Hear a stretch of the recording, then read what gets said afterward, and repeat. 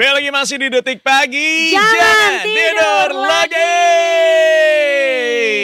Dan di segmen Hugeng Corner ini kita akan ngobrol-ngobrol sama salah satu orang polisi. Ya. Yang kali ini Masya Allah tabarakallah. Seneng banget ngelihatnya, adem banget. Karena beliau ini bahkan kemudian mengajarkan untuk mengaji bagi adik-adik gitu ya. Anak-anak yang ada di sekitar wilayahnya bertugas. Jadi kebayang gak Cindy, rasanya kayaknya ya pertama menjadi guru aja udah pahala banget. Apalagi gurunya guru ngaji lagi kan. Nah jadi Detikers spesial di Hugeng Corner kali ini, Indi dan Aryo akan dites ngaji dan dibenerin tajwidnya ya. Enggak ada sama ini. kol-kolahnya apakah sudah benar atau belum ya. Bismillahirrahmanirrahim. Alif Lam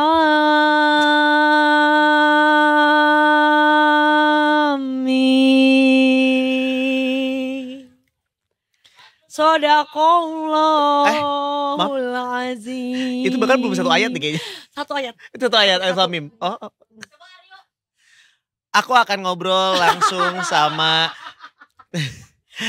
Ibu Aibtu Suhati selaku Babin Kamtibnas Polsek Telu Siatinge. Selamat pagi Aibtu Suharti. Selamat pagi Mas. Pagi Ibu. Ibu Suhati, apa kabar? Pagi. Hai. Baik. Iya, Ibu gimana kabarnya? Sehat? Baik? Alhamdulillah baik, sehat. Alhamdulillah, Masya Allah tabarakallah. Bu, Siap. aku tuh begitu ngedenger gitu ya, begitu aku ikro Cile, bahwa ibu tuh mengajarkan mengaji bagi anak-anak. Ini tuh rasanya kayak adem banget ibu. Mulia Sebentar. sekali Iya ya. benar-benar. Wow. Jadi ibu itu memang berawal dari jago ngaji kemudian mau mengajarkan anak-anak atau seperti apa sih Ibu Sati? Bukan jago ngaji. Heeh. Enggak, cuman apa ya? Itu berawal dari pada saat masih KKN dulu. Mm-mm. Nah itu pada saat itu kita diharuskan untuk mengumpulkan anak-anak itu untuk apa? Untuk diajar mengaji. Nah dari itulah kayaknya saya berpikir bahwa bagus ini dilanjutkan untuk belajar. Dan pada saat itu alhamdulillah Polda Sulawesi Selatan melakukan pelatihan Iqro. Begitu. Alhamdulillah saya dipercayakan untuk Polres Bone, jajaran Polda Sulawesi Selatan untuk diutus untuk mengikuti pelatihan tersebut. Dari awalnya dari situ, sehingga saya berpikir ini jalan untuk jalan untuk ada ilmu sedikit tentang mengaji, saya bisa salurkan lewat anak-anak ini. Masya Allah. Ini dia baru ya, seperti kata anak zaman sekarang, lengah dikit ya, ada ilmu sedikit langsung dibagikan lagi, diajarkan lagi kepada adik-adik kita yang ada di sana. Benar. Iya. Oke, berarti kesimpulannya juga gak harus kayak jadi ustazah hajah dulu gitu ya Bu ya, untuk bisa membagikan kebaikan, apalagi ini dalam konteks mengajarkan ngaji kepada anak-anak setempat. Benar sekali. Cuman kalau kita untuk belajar, untuk mengajar tajwid itu, belajar Al-Quran itu, mengajarkan anak-anak ini memang harus kita belajar, harus kita pahami ilmu tajwid. Jangan sampai kita mengajarkan apa yang kita tidak pahami, ini bahaya. Jangan sampai kita memberikan salah-salah, kan dosa juga. Jadi alhamdulillah dengan berbekal yang diberikan oleh pelatihan kemarin itu, kemudian pada saat selesai itu 2 hari loh Mbak Mas, 2 hari itu pelaksanaannya, jadi begitu mepet dan hakim mepet terus. Alhamdulillah pada saat kita sudah balik ke wilayah itu, kita lagi difasilitasi Polres dengan pondok pesantren untuk kita belajar lagi kurang lebih 10 hari Mas. Masya Allah. Jadi alhamdulillah dari habis itu saya terus belajar Mbak. Ada guru-guru saya belajar di memang saya datangi seorang memang yang ahlinya gitu, supaya saya bisa lebih belajar lagi, supaya saya bisa mengajarkan anak-anak di desa begitu Mbak. Karena kenapa? Selama saya karena kebetulan Mbak saya ditempatkan itu di Satbimas yang berhubungan langsung dengan masyarakat. Dari kita itu jalan-jalan ke masyarakat, turun ke masyarakat, melihat adanya masyarakat, dan ternyata untuk anak-anak di pedesaan itu masih kurang pelajaran tentang ilmu tajwid. Mereka hanya mengaji kayak kalau orang Bugis mengaji kampung katanya gitu Mbak. Oke. Makanya saya terinspirasi untuk itu. Iya. Nah, Aibtu Suwati ini juga kan aku dulu waktu kecil inget banget nih gitu pulang sekolah ikutan TPA ya, semacam Taman Pendidikan Al-Qur'an atau juga mungkin ini ya semacam Pondok Iqra gitu. Dan kita tahu bahwa sebetulnya kalau udah ngaji bareng sama teman-teman yang lain dalam sebuah kelas itu Masya Allahnya ya Bu Suwati nggak cuma belajar mengaji Al-Qur'an atau Iqra'nya aja, tapi juga kan pasti ada pendidikan agama yang lain mengenai akhlak dan pengetahuan-pengetahuan agama lainnya. Nah ini sejauh ini seperti apa nih respon dari orang tua? Karena banyaknya memang ya anak-anak tuh pulang sekolah dari siang ke sore mereka nggak ngapa-ngapain ya. Sekarang mungkin ada kegiatan tambahan sorenya jadi harus mengaji, datang ke Pondok Iqra gitu. Apakah langsung terasa juga perkembangan di anak-anak sekitar gitu, jadi lebih lebih ada kegiatan dan juga nggak main sembarangan yang sampai berantem-berantem gitu, Aibtu? Benar Pak. Untuk ini alhamdulillah karena memang sebelum saya jadi Babin Kamtibmas itu memang waktu masih di Polres Satbimas itu memang saya sudah ada beberapa anak binaan itu ada 4 kecamatan. Cuman karena memang saya dimutasikan sebagai Babin Kamtibmas di wilayah Kecamatan Tulisertinge, sehingga saya hanya sekarang fokus di 2 tempat, yaitu desa binaan, yaitu desa Patanga dan desa Lia. Alhamdulillah dengan kehadiran kita seperti ini di tengah-tengah masyarakat untuk memberikan pembelajaran kepada anak-anak mereka, bahkan orang tuanya, mereka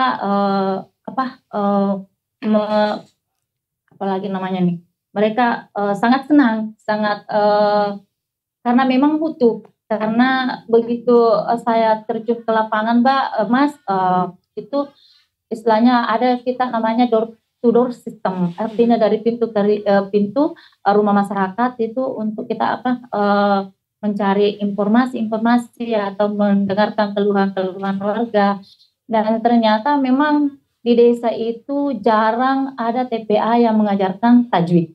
Sehingga itu, dan alhamdulillah dengan adanya seperti ini orang tua merasa senang, merasa bahagia, merasa terbantu karena memang ada desa-desa itu di Teluk Siatinge itu tidak ada TPA untuk yang mengajarkan tajwid, sehingga ada salah satu desa mungkin jauh dari desa tersebut, maka mereka mengantar anaknya yang begitu jauh Mas. Sehingga dengan adanya saya bangun ini, saya di sini alhamdulillah mereka sangat senang sekali karena anak-anak mereka bisa belajar dengan baik. Mudah-mudahan dengan ilmu ini anak-anak bisa lebih paham, lebih baik cara membaca Al-Qur'annya, baik dengan benar begitu. Sehingga begitu orang tua juga Mbak, bukan cuma anak-anak.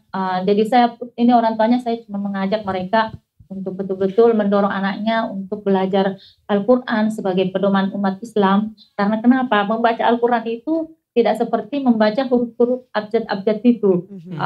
Beda-beda kan.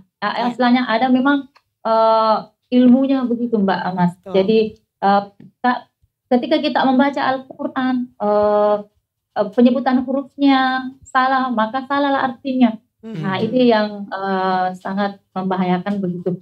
Jadi alhamdulillah dengan adanya seperti ini dari kepolisian, masyarakat sangat merespon adanya seperti ini dan merasa terbantu anak-anaknya. Karena gini Mbak, saya yang mirisnya itu ketika saya mengajar itu ada anak-anak yang sudah khatam bahkan sampai 2 kali, tetapi ketika dia membaca Al-Qur'an disuruh sebut, ini dia tidak bisa. Ada huruf-huruf yang tidak paham. Jadi saya berpikir loh, kok bisa ya sampai khatam, tapi ini yang membuat saya miris, sehingga saya terinspirasi kembali untuk bersama suami Mbak. Kebetulan kan suami juga memang dari alumni pesantren dan alhamdulillah itu bisa membantu sekali untuk hal ini. Ya luar Untuk biasa. sementara seperti itu. Betul.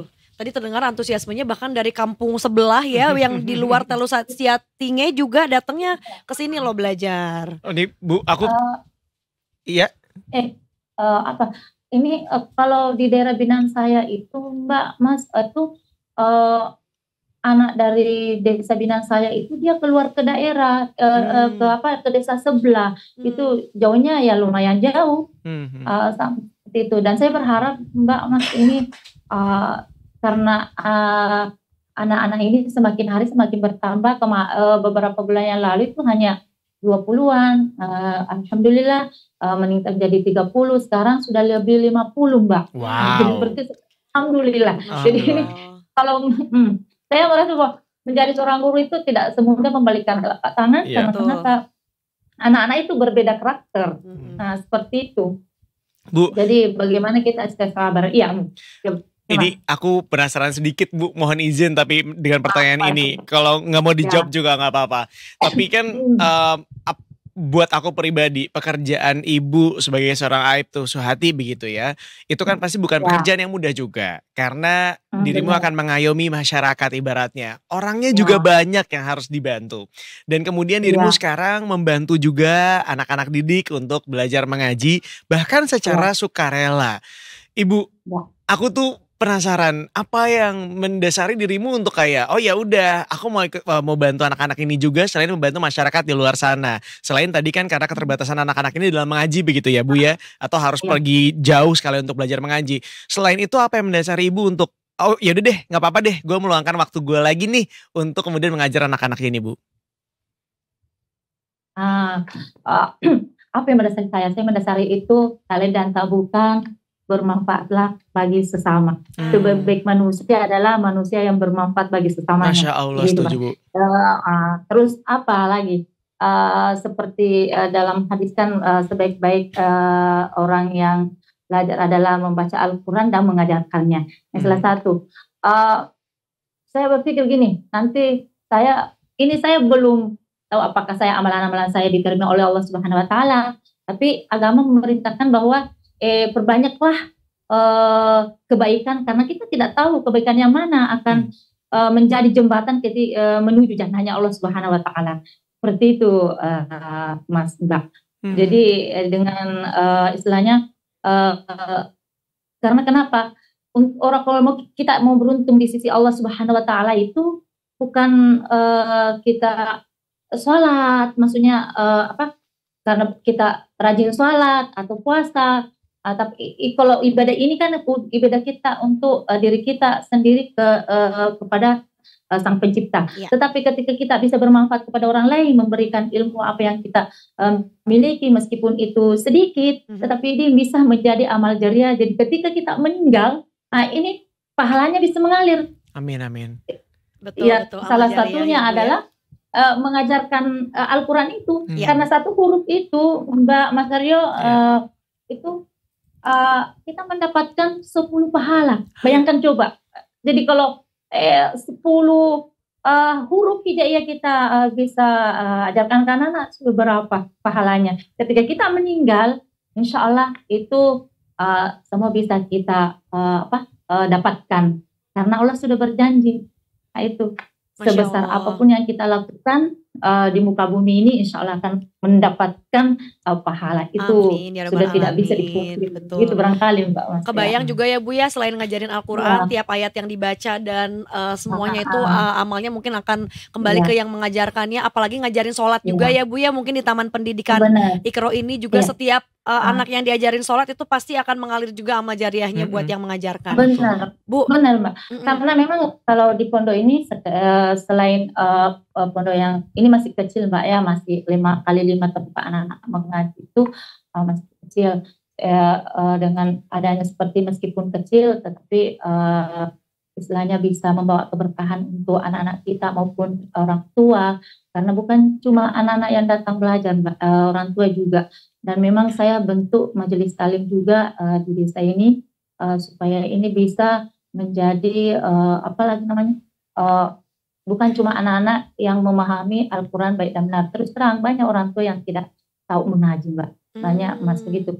Banyak yang tidak tahu, sehingga bagaimana caranya bisa mengajarkan anaknya. Kalau seperti itu, bahkan pengetahuan agama memang juga masih kurang, Mbak. Begitu. Jadi saya pribadi memang saya bergerak di bidang agama karena saya yakin ketika kita agama kita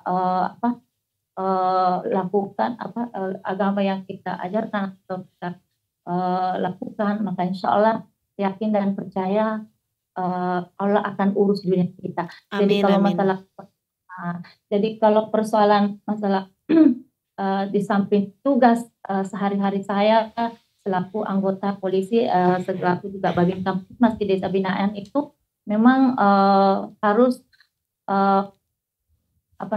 membagi waktu. Jadi seperti itu. Jadi kalau pagi-pagi itu saya melaksanakan door to door system ke rumah-rumah warga atau melakukan pembinaan dan penyuluhan ke sekolah-sekolah. Kemudian setelah ba'da duhur saya melaksanakan untuk mengajar anak-anak dibantu dengan suami. Tapi ketika ada kebetulan karena 2 desa dipegang, ketika ada persoalan lagi di desa sebelah, maka yang backup untuk mengajar itu ada suami. Kemudian memang di desa sebelah juga saya mengajar juga di sana, Mbak, Mas, itu supaya istilahnya 2 desa ini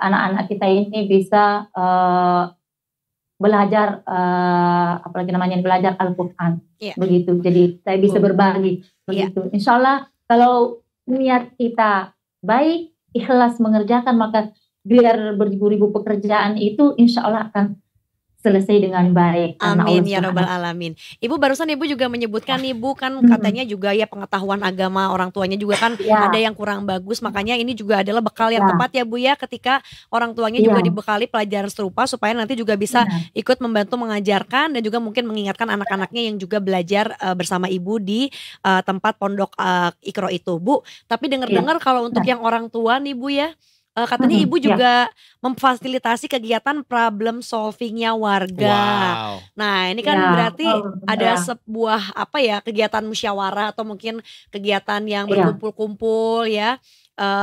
Seperti apa sih Bu kegiatan problem solving ini, dan biasanya tuh keluhan atau aduan apa yang dilakukan oleh ibu-ibu atau mungkin orang dewasa tersebut? Jadi selain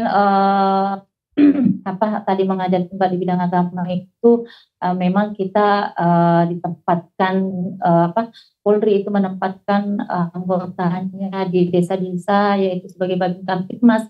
Kalau dari kepolisian, kemudian kalau dari TNI itu adalah Babinsa. Nah ini kita juga memang untuk menyelesaikan persoalan-persoalan warga, karena kenapa? Tidak semua persoalan warga itu bisa ke ranah hukum. Jadi kalau kita ada permasalahan warga yang tidak berat atau tindak pidana ringan yang hanya bisa diselesaikan di desa, maka kita akan selesaikan seperti kayak kemarin itu Mbak. Nah ini seperti yang ada di foto ini Mbak, itu kemarin itu warga desa Patanga itu kebetulan yang masalah ini adalah orang warga yang mengalami gangguan jiwa mendatangi rumah warga. Kemudian dia mau lempar ini. Saya dihubungin mau tidak mau kita harus mendatangi mencari informasinya seperti apa kejadiannya. Setelah kita tahu kejadian seperti ini, maka kita pertemukan kedua belah pihak supaya untuk mencari solusi. Seperti itu Mbak. Oke. Bu, aku penasaran juga nih Bu. Sepertinya kan yang dilakukan sama Ibu banyak sekali gitu ya. Sebagai pekerjaan juga, kemudian juga membantu anak-anak, membantu problem solving juga. Biasanya nih Bu, kalau dirimu yang punya masalah, biasanya dirimu larinya kemana tuh Bu?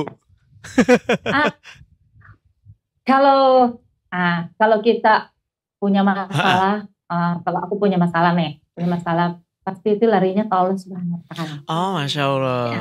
Iya, kita ambil air wudhu, sholat, minta doa sama Allah, minta jalan terbaik. Bagaimana kalau kita punya masalah, insya Allah kalau kita kedepankan agama Mas Mbak, pasti semuanya akan bisa teratasi. Karena tidak ada masalah, tidak ada solusinya.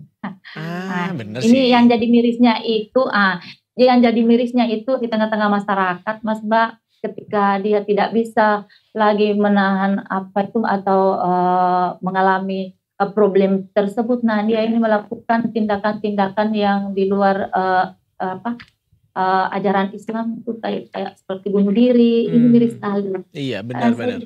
ya Allah, padahal kita itu Allah sudah mengatakan bahwa ketika kamu kena musibah atau apa problem, maka bersabar dan sholat. Minta pertolongan Allah melalui sabar dan sholat. Seperti itu. Oke. Kita seperti itu. Jadi istilahnya kalau kita punya masalah, kalaupun ceritanya kita sudah ini memohon kepada Allah minta petunjuk dan lain sebagainya, tetapi kita masih bagaimana ya, mungkin lebih plong mungkin karena ada istilahnya plong kalau cerita sama teman atau sahabat ya. Iya betul. Ini harus pilih-pilih teman yang mana. Jangan sampai salah curhat sama teman yang tidak bisa dipercaya. Nah yang ada nambah masalah ya Bu ya.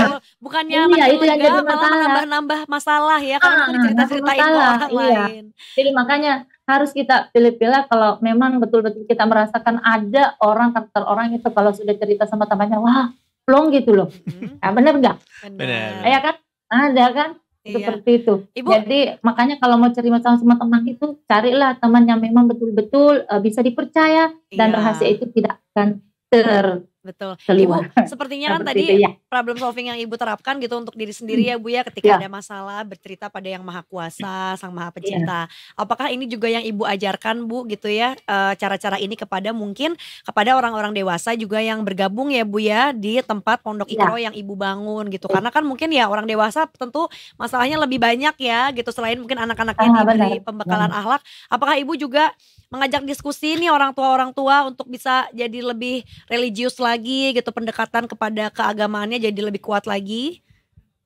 Benar Mbak, jadi istilahnya saya tuh kalau pergi ke rumah-rumah warga, terkadang saya mengumpulkan masyarakat, maka ini tentunya ada pembinaan rohani, bagaimana kita menjalin hubungan antara sesama, antar tetangga, dan lain sebagainya.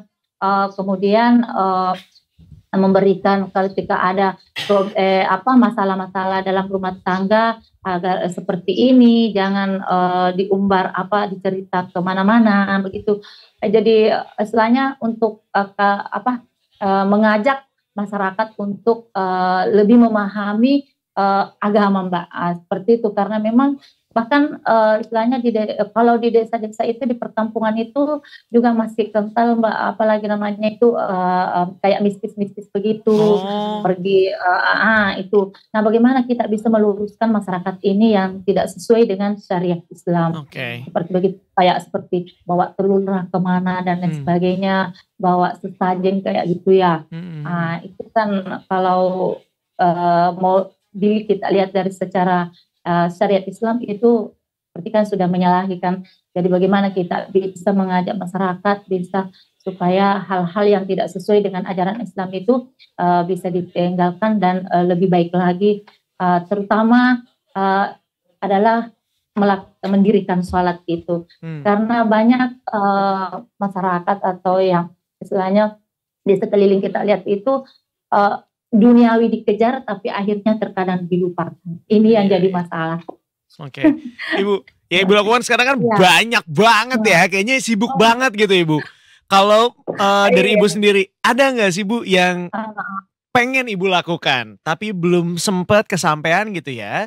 Atau mungkin ya target-target ke depannya berhubung sebentar lagi kita sudah masuk di tahun 2025 nih Bu. Ada nggak Bu?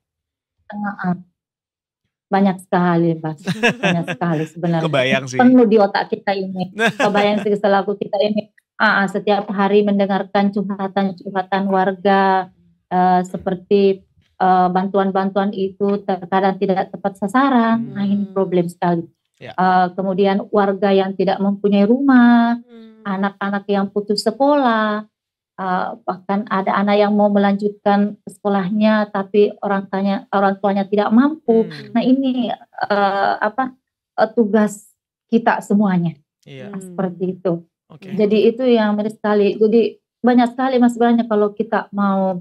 Makanya saya berharap itu sekali-kali mungkin pemerintah tempat betul-betul turun di tempat-tempat yang terpencil, desa-desa yang terpencil, karena kalau di kota sih istilahnya banyak bantuan, tetapi kalau di desa-desa itu terkadang tidak tepat sasaran gitu. Kayak seperti itu. Makanya saya ketika ada warga datang ke saya, Bu, saya nggak dapat begini-gini, saya cuma bilang bersabar, bersyukur apa yang ada, jangan melihat ke bawah, ke atas, tapi melihatlah ke bawah. Yeah. Karena kalau kita melihat ke atas terus rasa iri dipelihara dalam hati ini, maka ini akan membuat sakit masyarakat. Okay. Dan bisa menimbulkan gangguan Mas. Berarti bisa dibilang kalau harapannya adalah salah satunya mudah-mudahan ke depannya nih semakin banyak lagi masyarakat yang kemudian sadar akan agama begitu ya. Dan kemudian juga mudah-mudahan ada banyak sekali bantuan-bantuan saat ini yang diberikan itu bisa sesuai dengan target yang memang harusnya membutuhkan, ya maka kesanalah arah dari bantuan-bantuan tersebut. Dan mudah-mudahan ini semuanya harapannya bisa tercapai. Ibu Suhati, menyenangkan sekali ngobrol sama dirimu. Rasanya tuh kayak lagi ada di ubin masjid. Betul, adem Bu. Adem Bu, menyejukkan gitu ya.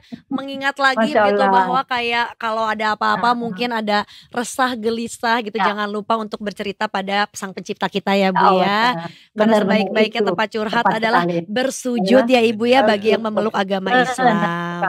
Dan Ibu tahu gak Bu, Ibu tuh menyadarkan aku bahwa ternyata masih ada loh yang namanya superhero gitu ya. Ada loh orang-orang di luar sana yang bahkan rela ngelakuin banyak hal, ngebantuin orang banyak gitu ya, tanpa meminta imbalan apapun. Jadi Ibu Suhati, terima kasih banyak sudah bergabung bersama kami. Mudah-mudahan dapat menginspirasi juga bagi banyak sekali, tidak hanya polisi di luar sana, tapi kita juga sebagai masyarakat di luar sana ya. Amin ya rabbal alamin. Semangat terus Ibu ya untuk membantu masyarakat sekitar. Mudah-mudahan tertular juga warga di sekitar gitu ya, untuk bisa menyebarkan kebaikan yang sama seperti Ibu Suhati. Amin. Selamat pagi menjelang siang Bu Suhati. Selamat bertugas kembali. Ya. Boleh ini pesan untuk masyarakat ya. Silakan. Jadi yang khususnya untuk beragama Islam, jangan pernah tinggalkan yang namanya sholat 5 waktu, karena amalan yang pertama kali yang dihisab adalah sholat. Kemudian kita jalin silaturahmi antar sesama dengan baik, karena Allah Subhanahu Wa Taala. Dan berbanyak-banyaklah amal ibadah karena kita tidak tahu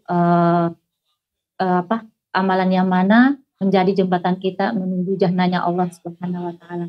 Dan didiklah anak-anak kita ke jalan Allah Subhanahu Wa Taala. Jadi dalam rumah tangga kita kalau sudah agama, insya Allah maka akan membentuk keluarga sakinah mawaddah warahmah. Insya Allah, amin ya rabbal alamin. Sekali lagi terima kasih Aibtu Suhati, Babin Kaptidnas dari Polsek Telu Siatinge. Selamat pagi menjelang siang. Dadah Ibu, sampai jumpa lagi. Selamat siang, dadah. Terima kasih. Sampai jumpa. Sangat menarik ketika misalnya kita ngobrol sama beliau-beliau yang bergabung dalam Hugeng Corner tentunya. Nah, tapi mungkin ada di antara detikers juga yang mulai terinspirasi dan berpikir, kayaknya tuh sebenarnya gue pengen banget menjadi seorang polisi. Atau mungkin cita-cita dari kecilnya pengen menjadi seorang polisi. Cuman ya karena ternyata udah terlanjur ngambil S1 karena keinginan orang tua misalnya gitu ya. Tapi kemudian sudah ditekan sedalam-dalamnya semua mimpi-mimpinya.